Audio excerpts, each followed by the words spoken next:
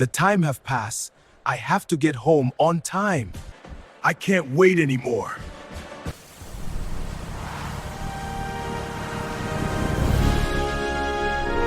John was known all over Lagos as a big rich man. He drove flashy cars and lived in a large mansion in Ikoyi, but nobody knew how he became rich so fast.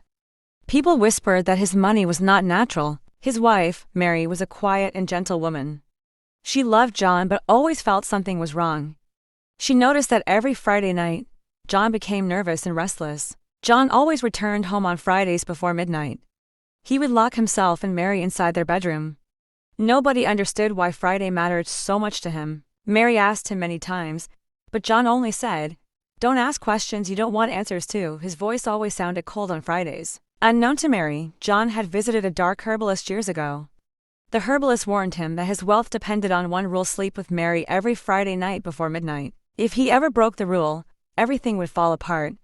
John agreed, thinking he could control everything forever. Mary started seeing strange things in the house: shadows moving, candles melting on their own, and John talking to himself. She feared something spiritual was connected to her husband's success. She even asked her pastor, who told her, "Pray and shine your eyes.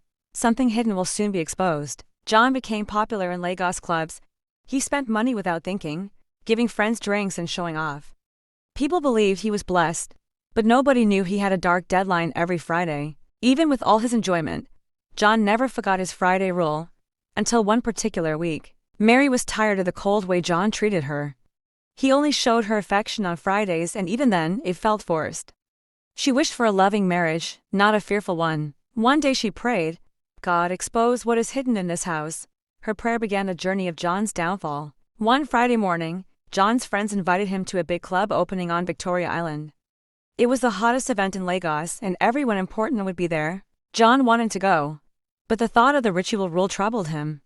Still, he told himself, "I will leave early and return before midnight." That afternoon, John remembered the herbalist's voice: "Miss one Friday and everything dies," but greed pushed him to ignore the warning. He wore his best clothes, sprayed his expensive perfume, and left the house, promising Mary he would return early. He had no idea the trap had already started. The club was bright, loud, and filled with Lagos big boys and ladies. Everyone hailed John, calling him boss man. Music and praise filled his head. He lost track of time as he drank, danced, and enjoyed himself. The night ran faster than he realized. When John checked the time, it was already 11:35 p.m. Fear gripped him immediately. His heart started beating fast as he ran out of the club. His friends called after him, but John ignored everyone, jumping into his car and speeding off like a madman. John drove through the busy Lagos roads at dangerous speed. He cornered sharply and overtook every vehicle in sight. His only focus was getting home before midnight. People shouted at him on the road, but he did not hear anything. His mind was full of the ritual deadline. As he drove, he began hearing whispers inside his car. "You broke the rule. You broke the rule."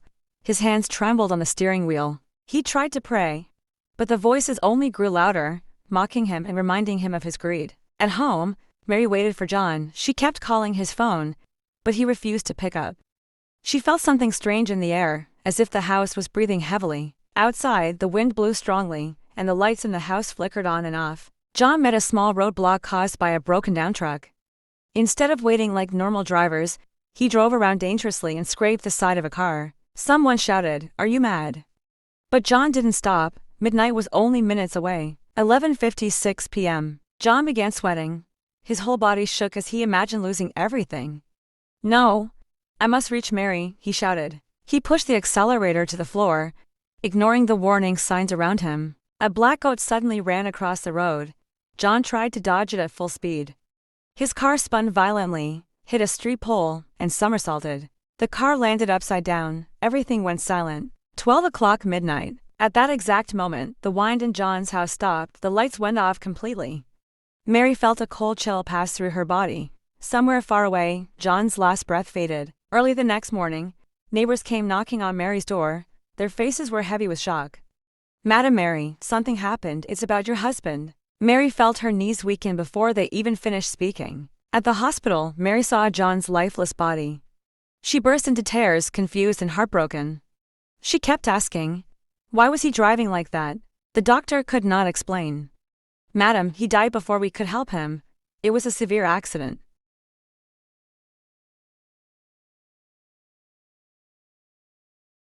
As Mary cried, two strange old men stood at the hospital entrance. They looked at John's body and whispered to each other. Before Mary could ask who they were, they disappeared into the crowd. Far away in a small shrine, the herbalist felt a powerful wind blow through his compound. He stood up angrily. "John has broken the covenant." He laughed wickedly. "Greed has finished him." When Mary arrived home, she found a small wooden box under John's bed. Inside the box were strange cowries, red cloth, and notes with John's handwriting. One note said, "The price of my wealth is Friday." Mary dropped the box in shock. Mary ran to her pastor.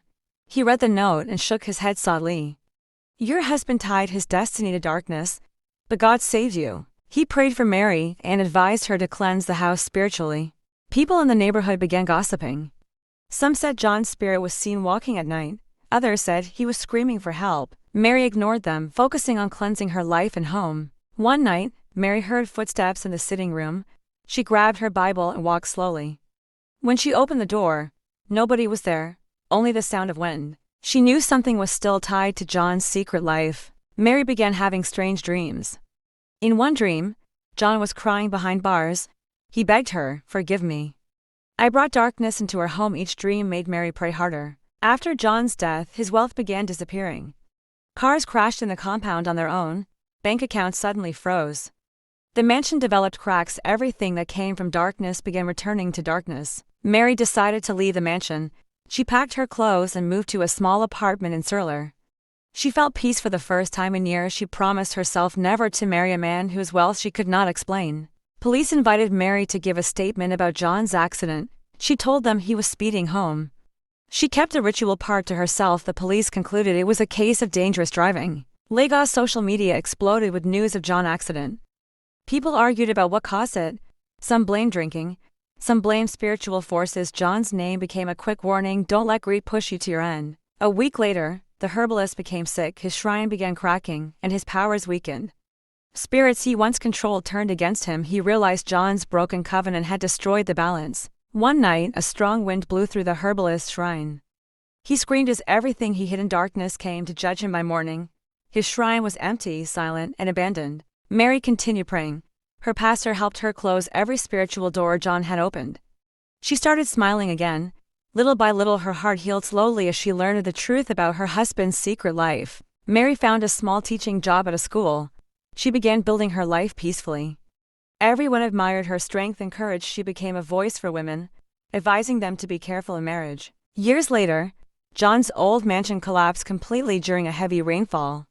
People said it was a sign that nothing built on darkness would stand forever. Grass grew over the land, covering its dark history. Mary had one last dream of John. He stood far away, looking sad but peaceful. He whispered, "Thank you for praying. I am free." Mary woke up with tears, but also with relief. People began sharing John's story across Lagos as a warning. Parents told their children, quick wealth is dangerous. Taxi drivers, market women, and students all repeated the message. Mary shared her story in church. She told them how God protected her and exposed darkness. Many people cried as they listened. Her testimony changed lives and opened eyes. The city learned a big lesson: not every rich man is blessed. Some wealth comes with hidden rules and deadly consequences. People became more careful about admiring fast money. Mary lived a peaceful life filled with wisdom. She always told her students, real wealth comes from hard work and God, not shortcuts. And so, the story of the big rich man spread across Nigeria, reminding everyone that greed and secret covenants lead only to destruction.